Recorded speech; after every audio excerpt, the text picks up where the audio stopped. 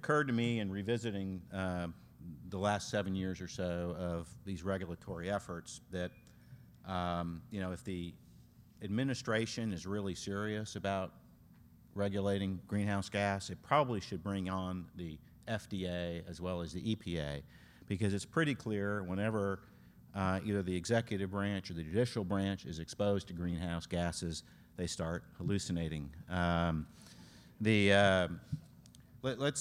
seems perhaps unfair, but let's head down the rabbit hole here. And the first strange thing we see is the very first sentence of the very first Supreme Court pronouncements about whether and how the Clean Air Act regulates greenhouse gases. And when this is the first sentence, when that is the first sentence of an opinion, you don't have to read the second sentence, much less the last lines, to know how the case is going to turn out. And indeed, in a 5-4 opinion, and by the way, no good law happens at 5-4. It's not supposed to be a legislature, it's supposed to be a judiciary. But 5-4, the Supreme Court concluded that effectively EPA didn't just have the opportunity to regulate greenhouse gases, but for all intents and purposes had the obligation to do so under a law that was enacted at a time when nobody had even heard of the greenhouse effect. And so it's clear from the fact that Justice Stevens, in writing this opinion, started out the way he did, that greenhouse gas causes somewhat delusional behavior, and judges think they're scientists. But remember that, as I think Mark was reminding us in the earlier panel, that this is 2007. This opinion was being drafted while Inconvenient Truth was receiving its so well-deserved Academy Award. And it's not really surprising then that Justice Stevens found himself sort of at this height of CO2 hysteria, writing what effectively was a scientific conclusion to lead off what was a legal opinion. But aside from causing delusions, apparently exposure to greenhouse gas in a legal setting also causes sort of amnesia or loss of responsibility, because one of the other fundamental things that happened in this case was that the majority forgot that they are Article III judges, meaning that they are there to resolve actual cases and controversies brought by a party with a concrete and particularized injury that would be redressed if the court were to grant some relief. And it kind of goes without saying that a decision that EPA has the ability to grant a petition was not going to do a darn thing to protect anybody from so much as a micromillimeter of sea level rise. And yet, simply on the theory that, hey, this might catalyze some further legislation, that was sufficient to the bare majority of the court to sort of open the courthouse to basically political decisions.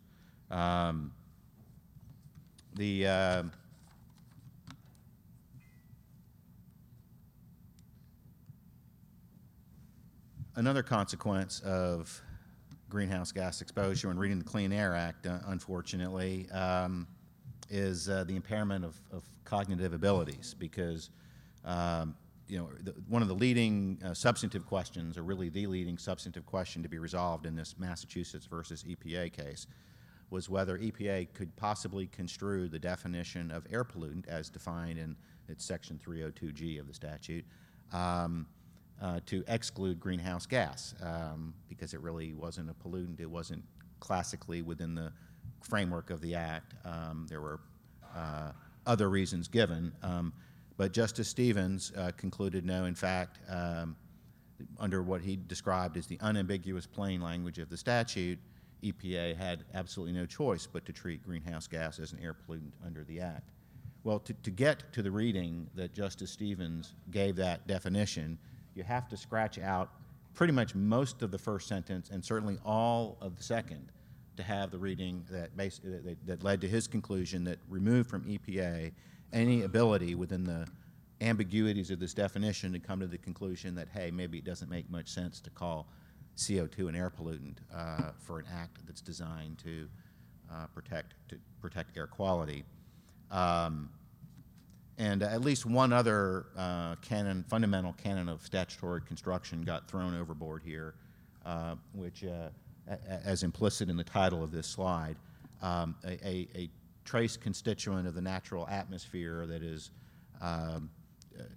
just essential to life on Earth has suddenly and somehow become an air pollutant, which is not exactly a common sense conclusion.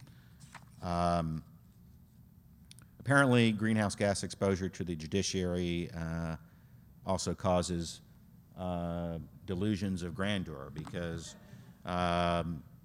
remember, as Kathleen mentioned at the beginning here, and as I think Marla may elaborate in greater detail, Congress has had many opportunities over the last 40 years and passed on all of them to put anything about greenhouse gases into an actual law. And of course, EPA, the executive branch, which nominally also has some, at least interstitial lawmaking capacities, it too had directly passed on putting any greenhouse gas into the law. In fact, it was its refusal to do that that was at issue in the Massachusetts case.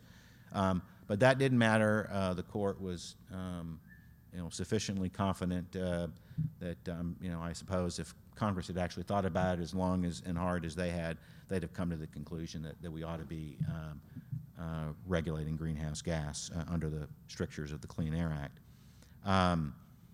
So we had the Supreme Court remanded the case back to EPA, saying that it basically had a duty to grant a petition for rulemaking that would start the first wave of rulemakings under the Clean Air Act, specifically with regard to automotive sources. The opinion came out in the last year and a half or so of the second Bush administration, and that administration was particularly leery about proceeding, understanding, as have many others, that it would be a glorious mess to start, and so put it off as long as possible. We had no such trouble with the new administration. I think before Lisa Jackson moved into her office, she started working on the so-called endangerment finding, which was the predicate for undertaking rulemaking under the mobile source provisions of the statute. Apparently, another effect we find of CO2 intoxication is it can lead to sort of bad trips and paranoid episodes, because if you read the endangerment finding, it reads a whole lot like either a Federal Register version of Inconvenient Truth, or perhaps like Exodus chapters 7 through 11, with the locusts and the floods and the death of the firstborn and the darkness and all of that.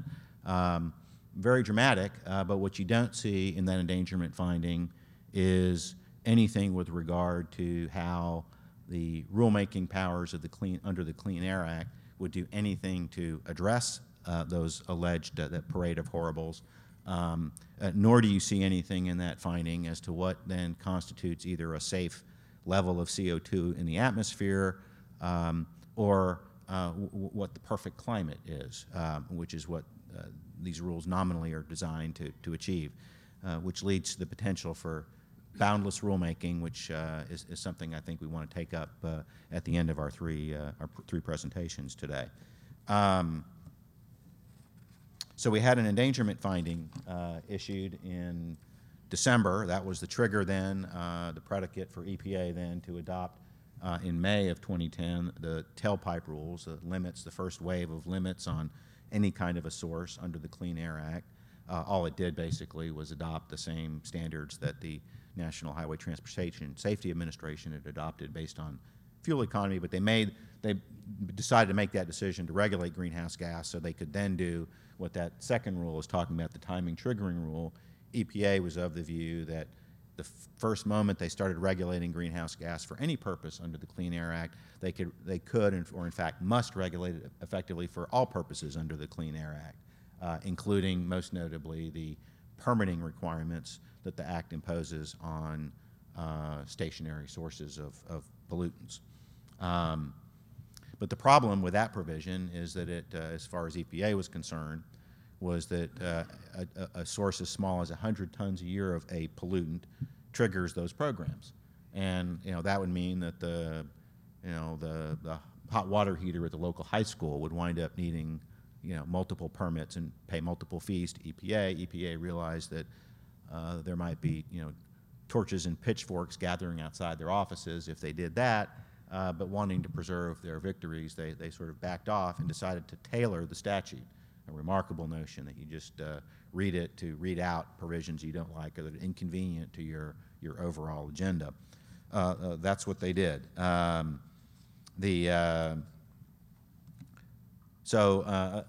from those rulemaking actions, the greenhouse gas influence also caused EPA to feel pretty, aggressive in its relationships with its nominal state partners. The Federal Clean Air Act sets up, as Kathleen can appreciate, a nominal partnership in which EPA sets some general guidelines, but the states have primary responsibility, and with some very tight strictures that we thought we understood were in that act. EPA, basically the same time it was flooding out those other 4 rules, declared that it was not subject to any of those constraints in terms of how the states were treated, and as a result, they issued rules that coerced states and then ultimately beat up a state like Texas, which made the decision that, hey, we don't want to, we're not sure this is the right game to be playing, and that has cost the state dearly in terms of EPA's punishment with a federal plan.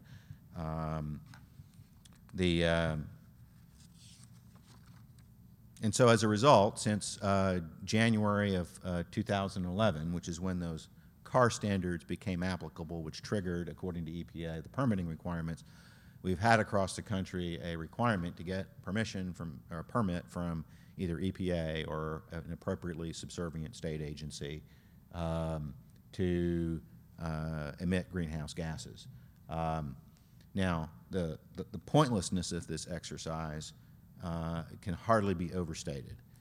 The whole point of the permitting program, which is called the Prevention of Significant Deterioration, or PSD permit program, was back in early 70s.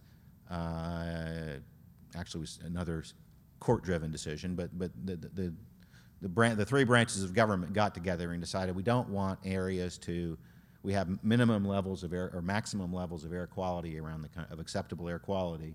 We don't call the National Ambient Air Quality Standards. We don't want the whole country to deteriorate to that, so we're going to put in this program that makes people put on the best controls if they're going to build something new, and they can't have their source eat up all that's left of the clean air. Now, apply that to greenhouse gas, which is at best a global phenomenon, which couldn't care less where that molecule of CO2 came from Beijing or Brussels, but then deciding we still need to have a permit for Gary's power plant to emit CO2. The whole purpose of the program is to have these pre-construction reviews and demonstrate that the impacts are going to be acceptable, and to put on best available control technology, or BACT. Well, there's not a CT for greenhouse gas. There's not a scrubber you put on, no bag house, no flare. There's nothing that you do other than change how you change what you do, change the fundamental design of your business plan to not have to emit CO2. And that, everyone, is the name of this game, is the ability for EPA, it's the ability for non-governmental organizations through the permitting, this case-by-case permitting requirements, to have a role in deciding how power gets made, how and whether gasoline gets made, and how and whether anything, basically how industrial production is managed in this country. And all of this is in the guise, of course, of BACT, because according to EPA, the lowest carbon generating form of production is BACT.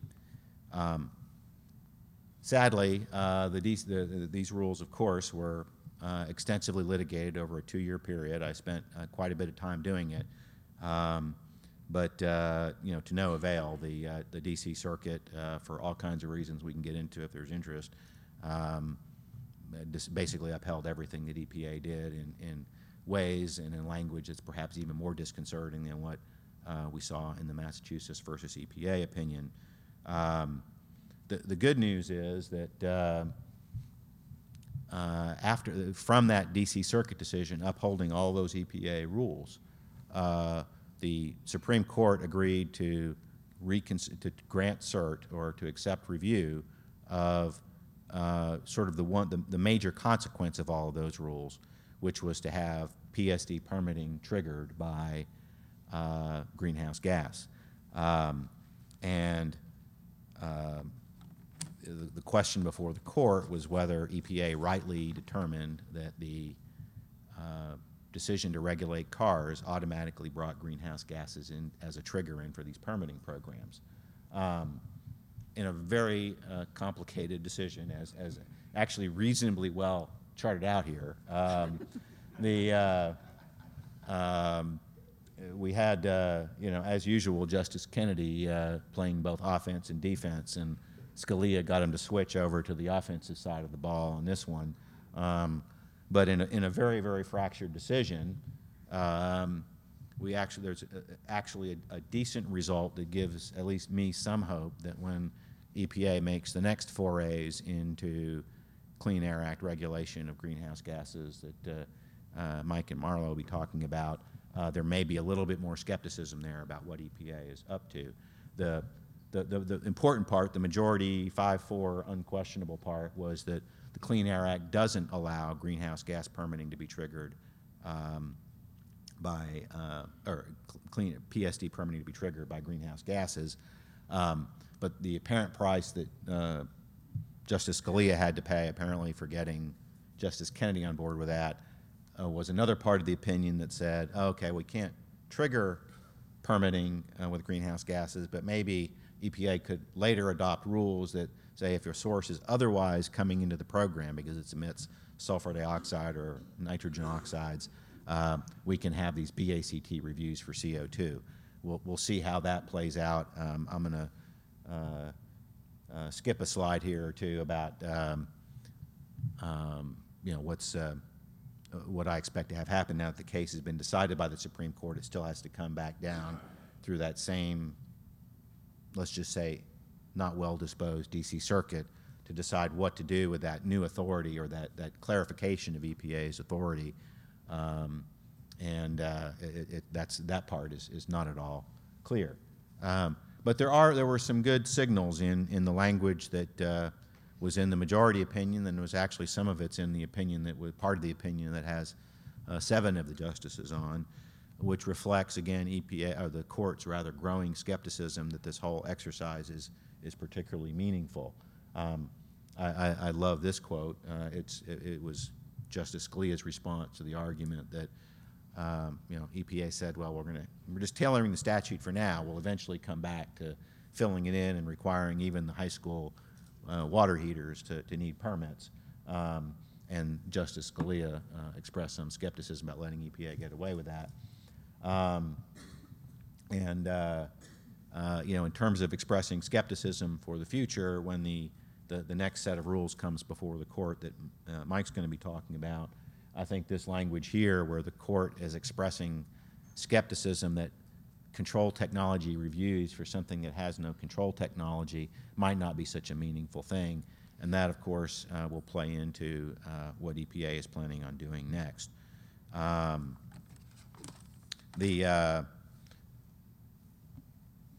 All that EPA has had a chance to play with so far is cars, and what they've done with cars is basically just to turn fuel economy standards into CO2 numbers, relatively inconsequential and generally endorsed by the automobile industry, and to have made this somewhat abortive attempt to try permitting, applying the Act's permitting requirements, which there'll be some ability to do that, it seems. But there is a whole lot left in the Clean Air Act. It's 6 titles, it doesn't take more than about a phrase or two in the statute for EPA to think it's got a lot of running room. And so there's a lot of more mischief it can get done. Some issues that are remaining are each time EPA rules, does it have to do a new endangerment finding. One would think that in order to justify, regulating airplanes or regulating cement plants or regulating any other source, EPA would have to say, hey, these sources are constitute a sufficient danger that it's worth regulating them. EPA takes the position that it does not. I think that question will be answered in future litigation. There are a number, because of the way the Mass v. EPA case was written, where Justice Stevens affirmatively went out and said EPA basically has to grant this rulemaking petition. A whole bunch of non-governmental organizations, 350.org, the CBD, and others, there's a raft of petitions waiting an interested EPA administrator to start regulating under all these provisions, and even, or maybe especially, if a new administration is less inclined than this one to use those authorities, we'll start seeing more litigation, just like Mass v. EPA, where these organizations come in and sue EPA and try to force them to regulate airplanes and everything else literally under the sun. And Mass v. EPA is going to make it difficult to protect against that. And then the other interesting thing that EPA will have to consider, it's in one of those petitions, is adopting a national ambient air quality standard for CO2. How much CO2 should we have in the ambient air? That's an absurd concept, for standards that are meant to protect public health and welfare, but it's there, and it's going to be difficult for EPA to dodge. The main thing it's working on now, and this is my introduction to Mike, is there are provisions in the Act that authorize EPA, it's Section 111 of the Act, to adopt source category-specific emission limitations, and the EPA, not unexpectedly, of course, is using power plants as its first stalking horse here, both with regard to adopting so-called 111B standards for new power plants and 111D standards for existing ones. And if you want to have nightmares, start thinking about what EPA has in mind under 111D, and to seed those nightmares for you is Mike. Thank you all. Look forward to your questions.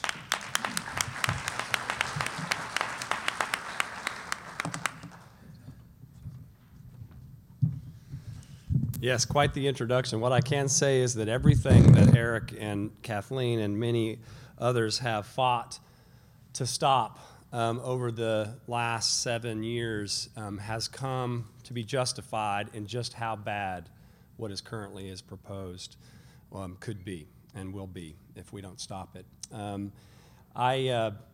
I have two very impossible tasks, which is to talk about roughly 2,000 pages of Federal Register and technical support documents in a short time, and we're already behind. So what I'm going to do is I'm going to give you a real short and sweet version of the 111 B as in boy rule, which is the new source rule, the one that actually might, sound like it reads, and then spend more of my time on the new source, existing source rule. So let's get right into it. I'm going to actually, let's see. Here we go. Let's go here. So credit to Kelly Mater from Peabody in the back room. He gave me that picture. I told him I was going to use it, and this is the perfect slide for it. And to promise that, or to fulfill the promise that I'm not going to spend a lot of time on this rule, let me sum it up to you in the way that one of my clients testified in Congress, and it couldn't probably be said better. Never in the history of man can you imagine a single action by a government that is more adverse to its foreign security interest than to prohibit the use of the one fuel it has more than any other nation. Because that's what this rule does. It prohibits the use of coal-fired generation, prohibits the use of coal to make electricity. Because all of the assumptions that EPA says to say, we're not outlawing coal, we just want it to be done in this exact way, are based on things that prove the case that it's not economically possible in an unsubsidized market manner to actually accomplish those goals. So that's not to say that coal is the only fuel we should be using. We should be using every fuel, in particular the fossil fuels that we have at our disposal. But this rule prohibits the use of coal. Don't let anybody sugarcoat it. Eric and I are air lawyers. We deal with a lot of very specific phrases, but this is maybe one of the most clear statements that you can take away from this rule. This is a new source rule. This is the idea that if you're going to build a new power plant, this is what you have. There's a couple other related rules that I won't talk about. The one we're going to really talk about is the one that actually doesn't just talk about what we're trying to build to actually keep our economy growing, which is quite a relevant consideration, and this rule does, impact that. We have a new rule proposal that is actually going to apply to existing plants. Go into our existing, very successful, highly modernized electric fleet and try to bring our economic growth to a screeching halt. The 111B as in boy rule is proposed, and it will ultimately be finalized. The White House has made it clear that they want to get all this wrapped up by next June, so we don't know exactly when this piece of the rule is going to be finalized. But let's move to the 111D as in dog rule. This is the new source, existing source rule. That means they're using the new source performance standards that Eric referred to apply to existing sources. It is not unprecedented for that type of guideline to be developed. It is totally unprecedented and patently illegal that they would do it in the way that they're proposing, which it basically tries to regulate the energy markets of states, pass it off as state flexibility, and cut the states out of their role. And I expect we'll talk more about that at the end of the panel. In terms of devil in the details, we're all trying to file comments. When I say we, regulated industries, states, regulatory commissions, trying to preserve in the record, in the administrative record, the basis that will ultimately find its way up to the Supreme Court so that hopefully that shot across the bow might strike the bow of EPA's misguided ship. Here's where things are heading, and if you were to use litigation that we just recently concluded on a similarly bad rule, we might get to the Supreme Court by March of 2018. Now, there's a lot of assumptions built into there. We might get relief miraculously before then, but the point here is that something else is going to need to happen before the violence that this rule doesn't affect irreparable harm on our fleet and our nation, and that sounds like overstatement, but I think when I'm done, I'm going to be able to show you that it's not. So let's talk about how this rule functions, and this is a busy slide, but it is important to understand how does EPA go about the job of regulating the existing fleets within states through the development of a budget. They handed down budgets to states. This is an example of Texas. Our current rate in our emission or in our power fleet is 1,292 pounds per megawatt hour. That's the average amount of CO2 per megawatt hour produced in our grid. Okay? They start there, and then they knock it down based on 4 blocks of assumptions that the states should be able to accomplish. I'm going to preface this, I'm going to repeat it again. EPA says this is flexibility because ultimately the states can do anything they want. They don't have to do this. But it's quite an ironic statement, right? When they've actually used these blocks to drop us from 1,292 pounds all the way down to 791 pounds per megawatt hour produced. And just for point of reference, for those of you who aren't in the power fleet and have lives, 791 pounds per megawatt hour is lower than any fossil fuel technology in the world operating today. It is the prohibition of fossil fuel technology in a commercially viable way. Now, some generation would survive because of the market mechanisms and carbon cap and trade and all the other imaginations of EPA's dream, but let there be no doubt that there isn't a fossil fuel power plant operating in the world in a commercially viable way that's at that number. So this isn't just about coal. It's an immediate death sentence to coal, but it is it's a lifetime sentence to fossil fuel. All right. So how do they get there? They start with heat rate improvements within the fence. They regulate within the fence at a plant, which is actually something that Clean Air Act contemplates for actual air pollutants, but Eric's already covered the ground about its silliness as applies to CO2.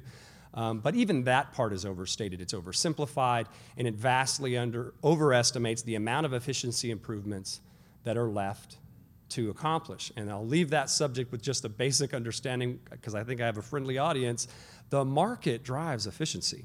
And in a market like Texas, and that's been deregulated for some time, as one CEO put it recently, if you haven't already accomplished all the efficiency that can be cost effectively accomplished, you're no longer the CEO of a major deregulated entity. you're out of business. Your power plant's probably not dispatching. So it's unrealistic, but amazingly, it's the only thing about this rule that even resembles sanity. The rest is the rabbit hole, as Eric has described, in application. The next step is to say, hey, you've got a bunch of power plants out there that are lower emitting in the form of natural gas, okay, not all natural gas, and they're saying this not just to coal, they're saying this to other natural gas, less efficient units too, in effect. We're going to maximize the capacity of those units. We're going to say that you can go from 45% to 75%. The great thing about these graphics is you don't have to worry. A lawyer didn't make these graphics, okay? Well, a lawyer did. I pushed a button that said export from EPA spreadsheet to graphic, okay? So these are graphics that are directly exported out of the docket. There's no extrapolation here, okay? If you look at the total number or total tons of CO2, 18% of that is carried by Texas alone. There are some analysis that have that number up to 25%, but this is just taking it directly from EPA, okay? And just in case you were wondering, Texas wouldn't even be close to 18% of the problem if there's such a problem. Let's explore that concept a little bit, because one of the talking points of environmental groups is Texas is the biggest polluter, right? It's an incredibly simplistic view. It's let's aggregate everything in Texas and add it up, and it sounds big. It sounds a lot like climate science. The problem with that is we don't reduce emissions over states. We reduce emissions at power plants and at refineries, and we've done so, and we've accomplished dramatic, great things with modernization and technology. But the rate that we achieve at a plant is not factored into those statements and certainly not given credit by EPA. Texas's rate, its average rate in its fleet, is about 1,138 pounds per megawatt hour. And if you wanted to know, if you happen to be in this room and amazingly believe that we have cataclysmic global warming as a problem and we desperately need to reduce CO2, this is the only fact you need to know. Texas's current emission rate is lower than 18 other states' final budgeted rate under this rule. This rule is not about emission reductions. We are going to do dramatic violence to our economy, and I'm going to show you the slides that prove that. And in the end, there will still be 18 other states in the nation that will be emitting at a higher rate. Now, I've just accepted a whole bunch of premise about whether we should be even doing that and whether we should even care about 1138, but let's just say that we did, and it would still make no sense, right? And oh, by the way, it's more efficient or lower than the national average and more efficient or lower than a significant number of other states. This is in quantity, tons, how much CO2 is reduced by each state under this rule. I don't think Texas is paranoid. I don't think Florida should be either, or Louisiana. Those are dramatic disparities in reduction that will have meaningful effects, and I'll talk to you about why that is in a second. Okay, let's talk about just block by block very quickly. So the second block I told you about, the idea that the EPA has identified these power plants that are out in our fleet that we can just magically assume will be turned all the way up. Price be damned, market factors be damned, pipeline infrastructure be damned. That affects a 72 million megawatt hour reduction in coal dispatch in the Texas fleet. 40 in Florida, Arizona, you see all the things. Again, massive disparity in coal fleet. What does that mean? This is what I call the haircut slide. This is the top 10 coal-utilizing states in the country, okay? Note that Texas is the largest by a long shot. The total current number, or the 2012 number, is the combined blue and red together, okay? That really only affects, or that really only amounts to about 38% of the Texas market, in case you were wondering. Texas and gas are roughly at parity in terms of dispatched energy. But because Texas is twice the size of any other electric market, and half of its electricity is used to make the nation's fuels, chemicals, and manufactured goods, we use a lot of coal, and we have to. Keeps costs down, it's reliable, it hedges against volatile prices. But under EPA's rule, we cut more than half of that fleet out. And look at what the other 9 states get, how the other 9 top states get treated. So now, I want to be clear, this slide is not intended to imply that Indiana, Pennsylvania, Ohio, Kentucky, Illinois, and all those other states like this rule either. This rule will do violence and irreparable injury to them too. But look at it relative to us. Speaking to Texans, knowing that there are others in the room. This is hard to see in the, what you can't see in the slide, it looks like as a coloring font, is just the year and the time frame. You know, some of these dates of when these units are projected to retire is actually literally in 2 years, 3 years. But all of these units are projected by EPA to retire by 2020.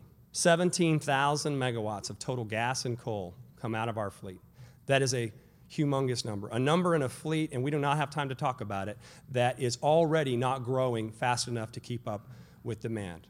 For all the good reasons that Texas is successful, we need more electricity, and EPA is basically trying to cut us off at the knees. And then Alabama, Arkansas, Louisiana, Mississippi, the list goes on and on. Huge retirements, lots of places. Nobody is hurt worse than Texas. But here's where you really start falling into the rabbit hole. Block 3.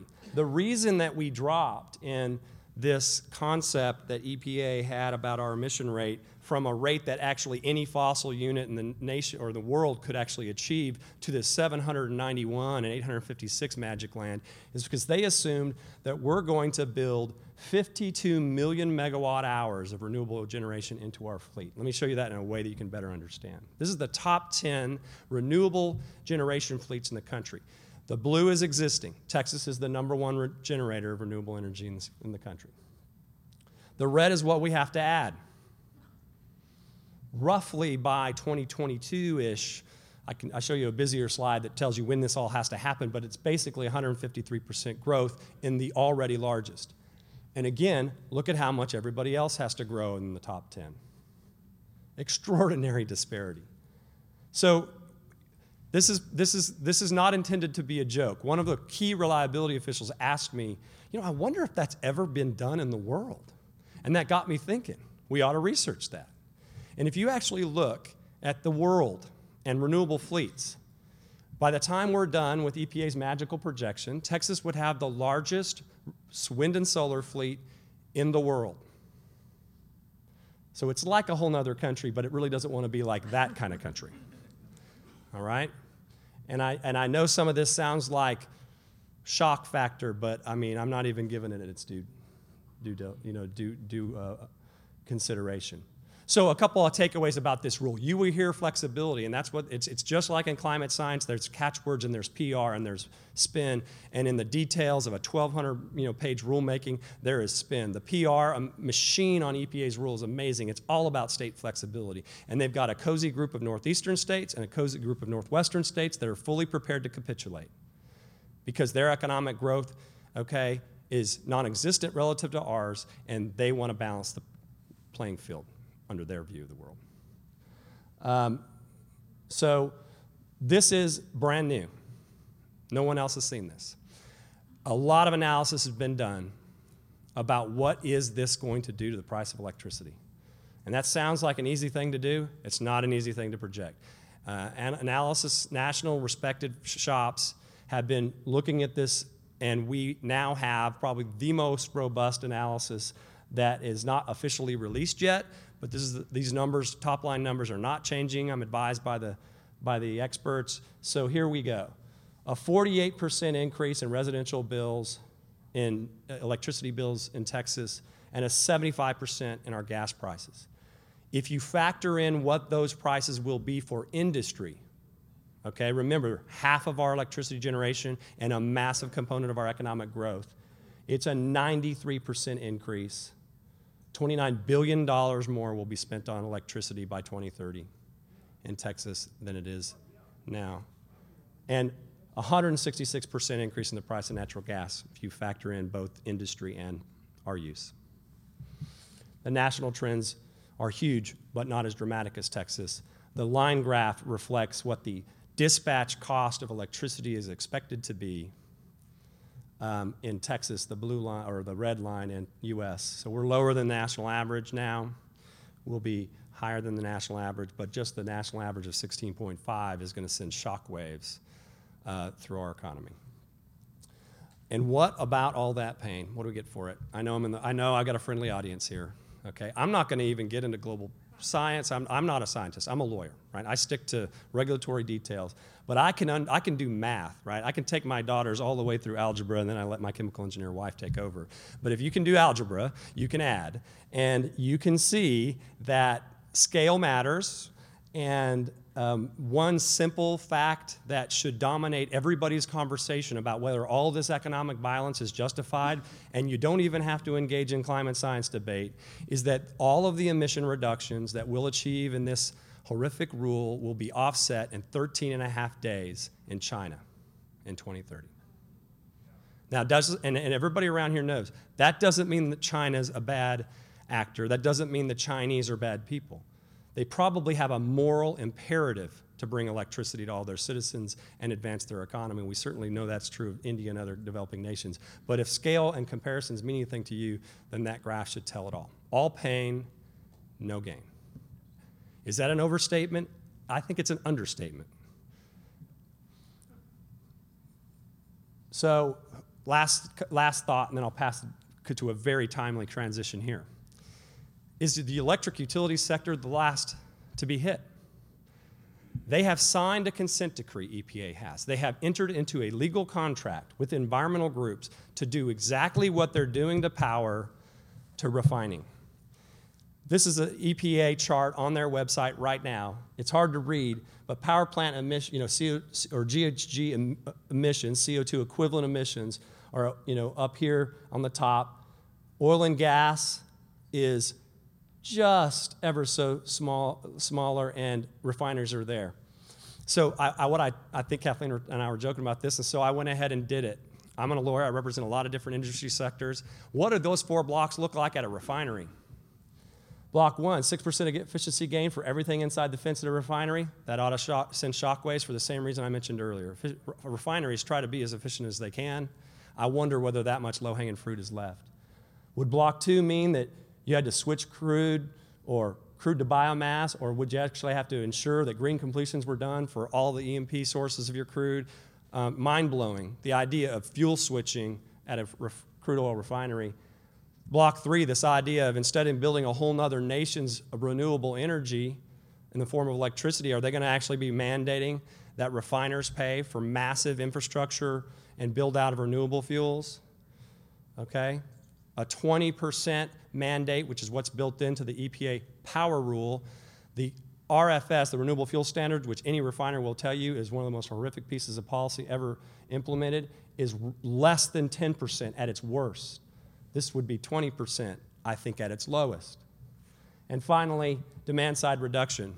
Are they going to, try to reach out and drive down mile per gallon? Are they going to try to get into our lives? Are they going to force funding of mass transit? All these different things. It is mind-blowing to think that if any court allows the EPA to progress under this rule as constructed, what will happen next? I'll leave that cheery thought for our next panelist. Great, thanks.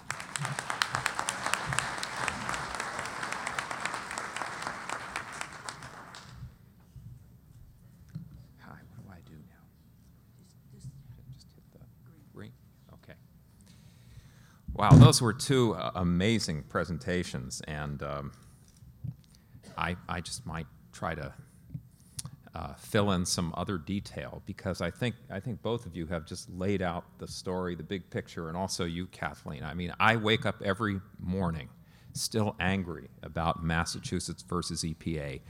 I actually did a survey, a legislative history survey, of all 692 bills that Congress introduced between the 101st Congress, which is the same one that last amended the Clean Air Act in 1990, and the 111th Congress, which was the Congress when they finally gave up on trying to pass a cap-and-trade bill.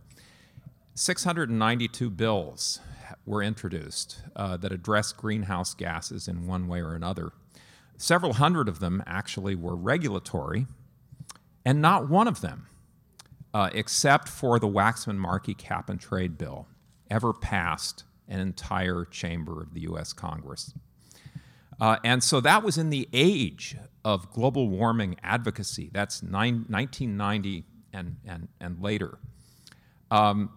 as several people on this panel have already noted, back in 1970, global warming was not even a gleam in Al Gore's eye. And if you look at the 1970 Clean Air Act, you can't find the word greenhouse gas or greenhouse effect.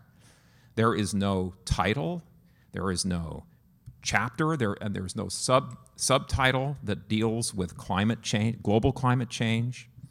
And yet the Supreme Court, in its wisdom in Massachusetts versus EPA, told us that the Clean Air Act in 1970 speaks directly to this issue. So it's unambiguous that EPA has this authority, even though 692 pieces of legislation introduced in the age of global warming concern never got enacted. It's really breathtaking. My quick formulation of it is that the Supreme Court legislated from the bench so that EPA could legislate from the Bureau. Now, what we're facing today, as Mike said, is this 1-2 combination of the new source power plant rule for carbon dioxide emissions and the existing source rule. I just want to mention that the new source rule was really put across through a subterfuge. The EPA misled Congress, provided information that was incomplete and misleading in order to lull the public into a false sense of security and undercut the credibility of EPA critics. What did EPA do? In April 2010, Gina McCarthy, who is today the administrator of EPA, but who then was the head of the Air Office, was asked at a conference in the Washington, D.C. area, well, you're thinking about setting emission standards for stationary sources. Would those require fuel switching? Oh, no, she said. We've never done that, and there's a good reason why we've never done that. And what was she talking about there? She was talking about the best available control technology standards that Eric referenced, BACT. Now, BACT is more stringent than a new source performance standard, which is the subject of the carbon pollution rule, the rule for new sources. Okay, in the parlance of the Clean Air Act, the new source performance standard is the floor. It's the industry category-wide minimal requirement, and BACT, best available control technology standard, is the extra mile that individual facilities have to go in order to do even better than the industry average. And she told people that, don't worry, we won't require fuel switching with BACT. And then the EPA, in November of 2010, put out a draft guidance, greenhouse gas permitting guidance, which reaffirmed that they would not require fuel switching to comply with best available control technology standards. And then in March 2011, they came out with their final guidance, which said the same thing and even had a Q&A document attached. And one question is, would fuel switching be required? And the answer was no. Okay. And what was, or what is, this new source rule, this carbon pollution standard? As we've seen, it says that all new coal-fired power plants may emit no more than 1,100 pounds of carbon dioxide per megawatt hour. And we all know that the average that is achieved by today's state-of-the-art coal-fired power plants is 1,800 pounds. And so EPA, as you've heard, says, oh, well, don't worry, because you can always install carbon capture and storage technology to meet this standard. But carbon capture and storage technology can increase the cost of a power plant by several hundred%. And building a new natural gas plant today is already cheaper than building a new coal plant, usually, even without CCS. So this rule is a fuel switching mandate.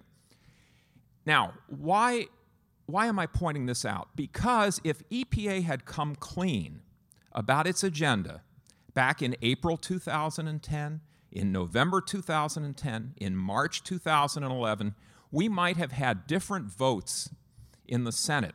In June 2010, Lisa Murkowski of Alaska introduced a resolution which would have overturned EPA's endangerment rule, which is the fountainhead, the prerequisite of all these greenhouse gas regulations. The vote on that rule failed by just 4 votes, 47 to 53. And then similarly, in April of 2011, Senator Inhofe's bill, it's called the Energy Tax Prevention Act, came to a vote in the Senate, and it failed on a 50-50 vote. But you see, the weak sisters in the Senate had an excuse because, oh, you're just being paranoid. EPA would never do that. So EPA concealed its agenda before the key vote on this subject in 2010 and before the key vote on this subject in 2011. So this is an agency that's not only out of control, but it's an agency that is actively undermining the separation of powers. The 2 examples I gave just illustrate the lengths to which they'll go. But the way to look at this, I think, is just ask yourself if any of these EPA greenhouse gas regulations, including the auto regulations, the more recent one, for example, which raises fuel economy standards to 54 miles to a gallon, if any of these were packaged in legislation and introduced in Congress, they would all be dead on arrival. And yet EPA is marching ahead down the rabbit hole, as Eric put it. Why? Because the Supreme Court said that in 1970, before anybody ever heard of global warming, Congress already gave the EPA the authority to do this. And so, ladies and gentlemen, I guess my main point always, just about everything I write, is that our democracy is being taken from us. The separation of powers is being overridden. And the only real hope is a political solution. I think litigation can be helpful. The Supreme Court did finally knock down the stupid tailoring rule, whereby EPA decided that it could rewrite clear, unambiguous numerical thresholds in a statute to suit its administrative convenience. But unfortunately, the Supreme Court, like most of us, don't like to admit our mistakes. And when you go by the title Supreme, you're almost obligated to consider yourself infallible. And precedent is all in jurisprudence to many participants. And so I think what we're going to need is a legislative fix for this. Now, the other side of this, which also has been discussed here, is that these rules, especially the 111D rule, the existing source rule, is an attack on federalism. And this rule is really mind-boggling when you think about it. I just have here, I didn't actually write all of this out in my PowerPoint, which is too long anyway, but how many of these 111D rules, existing source rules, do you think EPA has actually promulgated in the history of the Clean Air Act? Well, it's just a handful. It's 5 of them. 4 of them in 1979, 1 of them in 1996. This is a very obscure, almost backwater kind of provision. It has been used to control things like sulfuric acid mist emissions from existing sulfuric acid production units, or total reduced sulfur emissions from existing craft pulping mills. All right, so that's what it's been used for previously. In other words, as Mike was saying, it applies inside the fence, in other words, the specific facility, or as the language in the Clean Air Act says, the particular source is supposed to achieve a certain emission rate picked by the state with EPA's approval. What EPA is attempting to do here is say, well, you know, the whole state has an emission standard, a performance standard, which translates into a CO2 reduction target, and the state as a whole has to achieve this by basically reorganizing its electric power sector. So it's not just what's inside the fence that is to be regulated, but every component of the electric supply system that is connected to what's inside the fence. And so EPA, yeah, I love the emphasis on flexibility. Yeah, you can pick from within those 4 blocks of strategies how you are going to meet your target. But the one thing you can't ever do is repeal, freeze, or relax any of the regulations that decarbonize your economy. So if you have a cap and trade program, it's only going to get more stringent. If you have a renewable portfolio standard, it can only get more grandiose. If you have a demand reduction program, it has to be accelerated. And basically, the choice given to all states is you have to move in the direction of California. You have to become more like California and more like RGGI, the Regional Greenhouse Gas Initiative in New England. And by the way, it'll really help you. It'll ease your pain if you just all adopt cap and trade and form regional cap and trade programs like RGGI in the Northwest states, because the pain will be less. But we're really being flexible here. It's just everybody's got to do it our way, the California way, the RGGI way. And this I think it should alarm us all, because federalism, real federalism, is one of the essential safeguards of self-government and freedom in America, because it means that the states are actually in a competition with each other for the assets, the talents, and the allegiances of the citizens based on the policy choices that they can offer. But what EPA wants to do is homogenize the states so that everybody moves in the direction of California and RGGI, and all real policy choice in the electric sector, in the energy sector, is taken away from us. And so we'll all just be captive. If you really don't like it here, you'll have to move to some other country. And with that, I'll conclude my remarks. Thank you.